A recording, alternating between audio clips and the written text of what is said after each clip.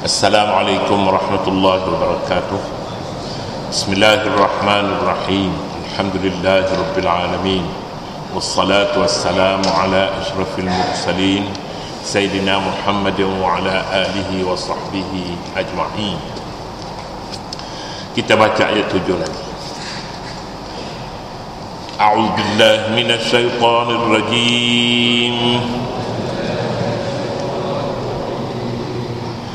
Bismillahirrahmanirrahim. Ma afa Allahu ala rasulihi min ahlil qura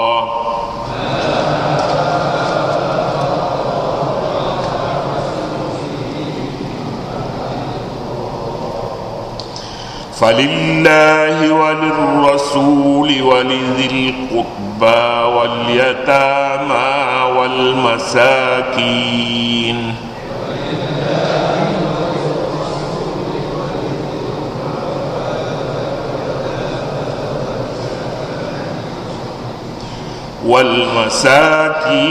وابن السبيل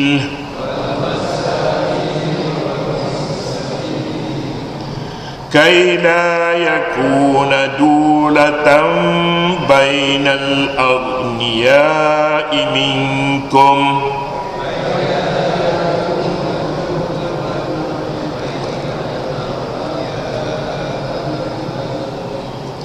وما آتاكم الرسول فخذوه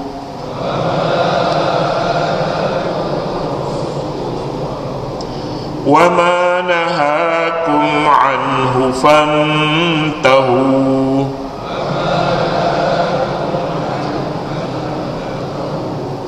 واتقوا الله إن الله شديد العقاب.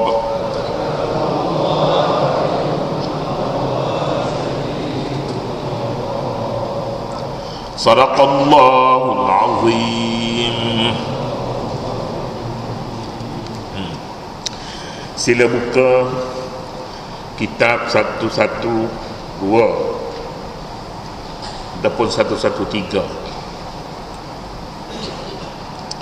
Wa ma atakumur rasul fakhudhuhu wa ma nahakum anhu fantahu. Dan apa jua perintah yang dibawa oleh Rasulullah kepada kamu, maka terimalah serta amalkan, dan apa jua yang dilarangnya kamu melakukannya, maka patuhilah larangannya. Katanya dasar kedua ialah menerima syariat atau hukum yang diambil daripada Rasulullah sama ada dalam bentuk wahyu Al-Quran atau As-Sunnah. Seluruh rakyat termasuk pemimpin tidak berkuasa mencipta sendiri hukum yang bertentangan dengan hukum yang ditetapkan oleh Rasulullah sallallahu alaihi wasallam. Ayat ini dengan jelas menolak fahaman golongan anti hadis dan meletakkan kedudukan hadis Nabawi pada tempat kedua selepas Al-Quranul Karim. Apabila kita meletakkan hadis pada tempat kedua, seharusnya tidak ada pula pihak yang keliru sehingga semua hadis itu mempunyai kedudukan yang sama. Malah ia perlu dibahagikan kepada bahagian-bahagian yang lebih khusus. Ini kerana sabda Nabi itu ada yang disabdakan atas sifatnya sebagai manusia yang mengikuti adat budaya orang Arab, dan ada sabda atas sifatnya sebagai Nabi dan Rasul yang membawa utusan Allah. Jadi walaupun hadis merupakan sumber kedua dalam syariat Islam, tapi hadis mempunyai beberapa saluran, beberapa jalan untuk diamalkan. Beberapa jalan. Katanya jalan-jalan hadis Nabawi, meskipun ayat ini umum kepada semua jalan-jalan hadis, seolah-olah tiada pilihan selain mengambil semua yang diperintah dan menolak semua yang dilarang oleh Nabi SAW. Namun pada kenyataannya boleh diperincikan lagi kepada jalan-jalan hadis untuk diambil yang berkenaan dan ditinggalkan yang tidak berkenaan. Ada bukan tidak boleh dipakai, tapi yang tidak berkenaan dengan zaman, tidak berkenaan, sebab hadis itu menjurus kepada, misalnya kepada budaya Arab, yang itu tidak ada umum kepada semua manusia. Sehubungan ini ulama membahagikan hadis pada kenyataan amalannya kepada beberapa jalan untuk diteliti hukum-hukum yang terkandung dalam sesebuah hadis. Jalan yang pertama, hadis yang disabda Nabi SAW menyempurnakan keperluan manusia, seperti hadis-hadis mengenai makan, minum, tidur, berjalan, melawat, mendamaikan di antara dua orang melalui uruf, dan membantu fakir miskin, dan tawar-menawar dalam jual beli. Sudah tentu kita katakan ini tidaklah menjadi suatu kewajipan yang pasti. Kalau boleh tawar, kita tak suka tawar, kita terus bayar, boleh. Kalau kita nak tawar-menawar dalam jual beli pun boleh, dengan peraturan-peraturan yang ditetapkan, sebab itu mengikut adat dan budaya. Jalan kedua, hadis yang disabda melalui pengamalan dan adat setempat, seperti hadis berkenaan hal-hal bercocok tanam, perubatan, pakaian, singkat dan labuh. Ini juga, ini budaya. Orang Arab dia mempunyai peraturan mereka sendiri. Peraturan mereka ada ubat-ubat yang dipakai, yang digunakan oleh orang Arab, tidaknya bersumberkan Al-Quran dan hadis, tetapi berdasarkan kepada pengalaman mereka. Bolehkah kita katakan apabila Nabi SAW mengamalkan habbatus sauda dalam perubatannya, bolehkah kita katakan kita itu perubatan Islam, dan wajib bagi sesiapa jua yang mengalami penyakit-penyakit yang berkenaan dengan ubat itu mengambil habbatus sauda? Tidak sampai kepada peringkat itu. Jika kita berminat, sila, tapi untuk mengatakan bahawa inilah sunnah Nabi SAW, itu tidak betul. Sunnah ini perkara yang ada kaitan dengan ibadat, ada berkaitan dengan akidah, ada berkaitan dengan, tetapi bagi mereka yang merasakan itu lebih dicintai kepadanya, habbatus sauda, serasi dengan penyakitnya, serasi dengan cita rasanya, maka itu adalah sesuatu yang baik. Tetapi membencikan habbatus sauda oleh kerana dia amalan Nabi, maka ini satu perkara yang lain pula. Banyaklah hatta kepada perubatan madu sekalipun sesiapa yang tidak ingin mengamalkan madu bagi penyakit-penyakit yang berkaitan dengan apa yang disebut oleh Nabi, maka itu terpulang kepadanya. Hadis wajib diikuti, tetapi perlu dilihat berkenaan dengan apa. Berkenaan budaya setempat, lain. Berkenaan dengan hal-hal yang khusus, lain. Berkenaan ini tidak berkenaan dengan akidah, tidak berkenaan dengan ibadat, berkenaan dengan cara tidur umpamanya, maka dia tidak ada satu paksaan. Cara tidur, cara makan dengan 3 jari, tiada paksaan. Suka ambil, tak suka itu terpulang. Jalan ketiga, hadis yang disabda melalui pentadbiran manusia yang diambilnya daripada susunan dan kedudukan khas, seperti penghantaran tentera ke medan perang, penyusunan kedudukan tentera dalam sesuatu tempat, bilangan waktu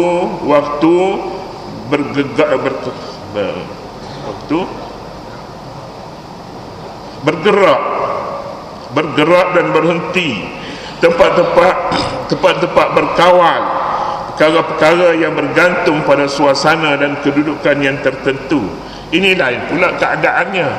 Menyusun barisan tentera umpamanya, ini satu strategi ini sudah sebenarnya tak perlu diketahui musuh.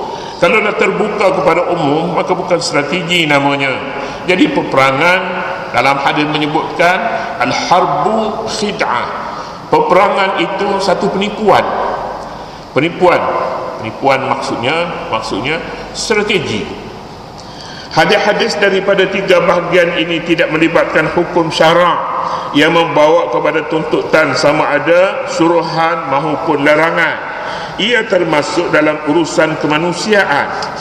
Tindakan baginda Rasulullah sallallahu alaihi wasallam dalam perkara-perkara itu tidak membina syariat dan tidak juga menjadi sumber tetap kepada syariat. Tidak. Dia tidak jadi sumber. Sesiapa yang nak tidur mesti tidur berbaring di atas lambung kanan. Sesiapa yang nak makan maka wajib dia makan 3 jari umpamanya. Tidak diwajibkan begitu. Ya, jika dikatakan sunnah Nabi, maka sunnah itu bukan sunnah yang wajib diikuti. Tidak wajib diikuti. Kalaulah semua pergerakan Nabi itu wajib diikuti, maka tentunya lah bagaimana kita bercakap tentang pakaian Nabi, warna yang Nabi suka, waktu Nabi tidur, waktu Nabi bangun, amalan yang dilakukan oleh Nabi, salat semua sekali diwajibkan. Tetapi sebenarnya tidak begitu. Ada yang menjadi sumber syariat dan ada yang diucapkan atas pengalaman orang Arab. Jalan keempat, hadis yang disabda oleh Nabi untuk membina hukum. Hadis ini termasuk dalam bahagian ini, terbahagi kepada beberapa bahagian hadis yang menjadi sumber hukum. Satu hadis, tinggal seterusnya. Saya rasa saya nak beritahu tentang itu sebab ada beberapa sahabat kita dia kata tolong sambung hadis maudhu' semalam. Hadis maudhu' tentang puasa. Saya boleh sambung lah. Saya ada kutip beberapa hadis. Semalam kita dah sebut, ulang ni pun dah ada masa juga, 2-3 hadis cukup lah. Puasa lah kamu, nasihat kamu sehat. Boleh jadi dengan pengalaman kita, betul bila kita puasa darah tak naik, tak makan ubat pun tak apa, diabetes pun turun dia punya gula dalam darah. Jadi puasa itu baiklah. Masalahnya baik ke tak baik, hadis ini adalah sesuatu yang disabda Nabi, yang Nabi ucap. Kalau tidak pernah tubik daripada mulut Nabi, walaupun benar, jangan kata hadis. Tak boleh hadis. Hadis ini ialah qaulun Nabi, ma udhifa ila Nabi min qaulin aw fi'lin aw taqrir, sesuatu yang dihubungkan kepada Nabi sama ada ucapannya, perakuannya, perbuatannya.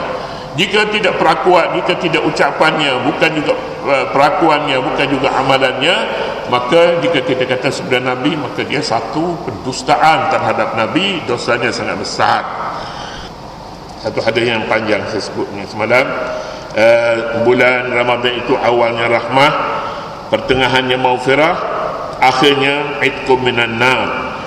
Hadis ini panjang katanya, tapi Ibn Hajar dan lain-lain mengatakan hadis ini mungkar.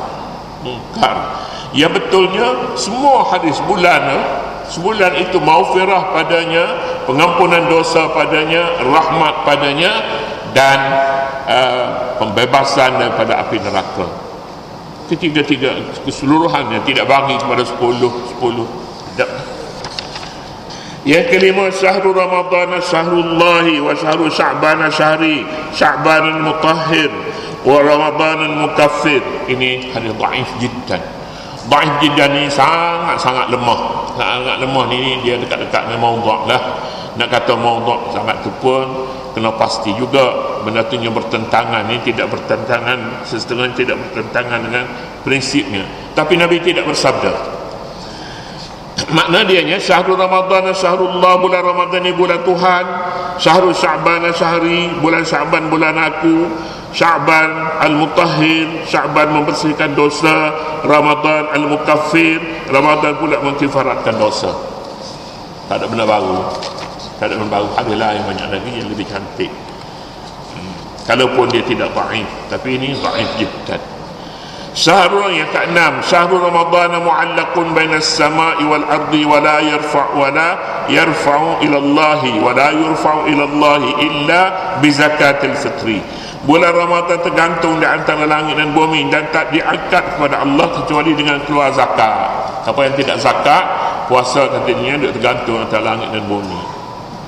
Tidak ada satu sanad yang betul. Al-Munawi kata dhaif, Ibn Jauzi kata dhaif, terlalu dhaif, dan Al-Albani pula katakan dhaif sangat-sangat. Yang ketujuh, hadis maudhu' juga, man aftara yawman min ramadhan min ghairi uzrin wala maradin lam yaqdihi shaumud dahri wa insamahu. Hadis dhaif.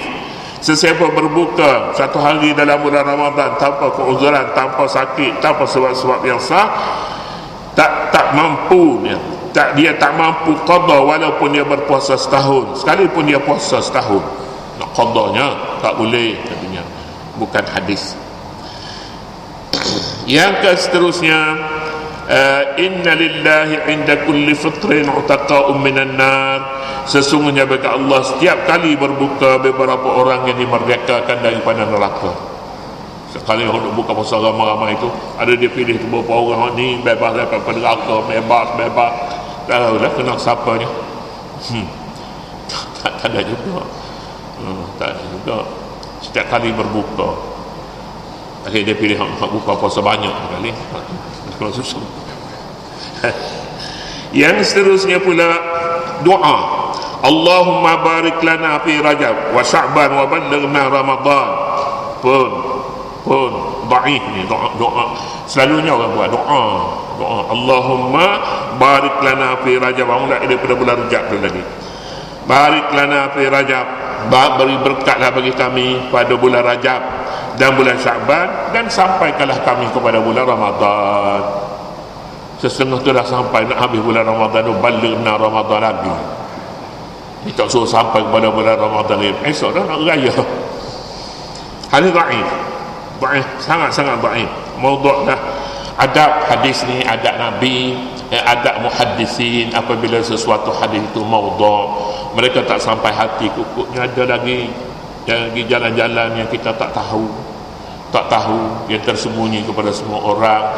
Jadi kita kata maudhu' dah, kata mereka. Hadis dhaif sangat-sangat dah. Dhaif ni kalau dhaif sikit-sikit je boleh pakai. Banyak dhaif yang tidak tebal, yang tidak ketara boleh dipakai. Adalah hak ketara tak ketaranya pulanya macam mana. Hadis tu kalau pelajarnya dia dulu, kalau tempat kita ni dia 45% dia lulus dah. Tapi kalau di negeri Arab 50% kurang-kurangnya 48 tu tak lulus lagi. Jadi ini hamba Allah ni dia dapat 43 dua lagi. Ini dhaif juga ni. Dhaif juga, tapi dhaif tidak dhaif sangat. Tapi kalau budak tu nya dia hantar kata masuk kuasa, tapi kata tak ada tulis apa-apa, putih gitu je, tak ada jawab apa-apa, nama je. Hak ni dhaif jiddan. Dhaif sangat. Macam tu. Nah. Kemudian satu lagi ni doa hadis dhaif juga. Allahumma laka sumtu wa ala rizqika aftartu. Tapi yang kita selalu bacanya Allahumma laka sumtu wa bika amantu wa ala rizqika aftartu. Hadis ni dhaif. Kita tukar. Semalam saya ada doanya zahabaz zama'u wabtallatil uruqu wa sabatal ajru insyaallah. Tapi baca waktu mana? Waktunya kita dah makan buah tamas biji, air seteguk. Bacalah. Zahabaz zama'u, haus, dahaga mula hilang.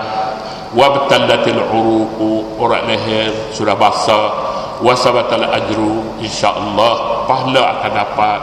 Makan sambung lagi lah. Macam tu. Tapi kalau baca Allahumma laka sumtu wa bika amantu ala rizqika aftartu, boleh baca juga, tapi hadis dhaif lah. Kita nak hadis sahih, nak sebut di sini hadis, mestinya hadis itu hadis sahih. Dalam satu khutbah Nabi SAW, katanya, man taqarraba bi khaslatin minal khairi, sesiapa yang berbuat kebajikan satu perkara saja dalam bulan Ramadan, kana kaman adda fariidatan fi ma siwahu, nescaya dia seperti orang yang telah melakukan satu fardu pada lain daripada bulan Ramadan. Buat kebajikan dalam bulan Ramadan ni, dia sedekah sikit je lah hari Jumaat macam hari ni, RM1 saja. Oh, macam dia semayang fardu kalau tidak dalam bulan Ramadan, pahalanya besar. Sunat hak fardu dia tak boleh bertukar.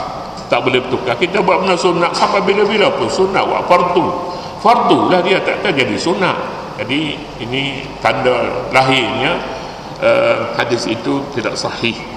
Wa man adda fariidatan fihi kama kana kaman adda 70 fariidatan fi ma siwa, sesiapa yang menunaikan satu fardu di dalam bulan Ramadan sama dengan orang yang melakukan 70 fardu dalam bulan bukan Ramadan, bukan bulan-bulan lain. Kemudian satu lagi, khamsun, 5 perkara yuftirna as-saim, membatalkan puasa, wa yanqutna al-wudu'a, dan membatalkan wudu.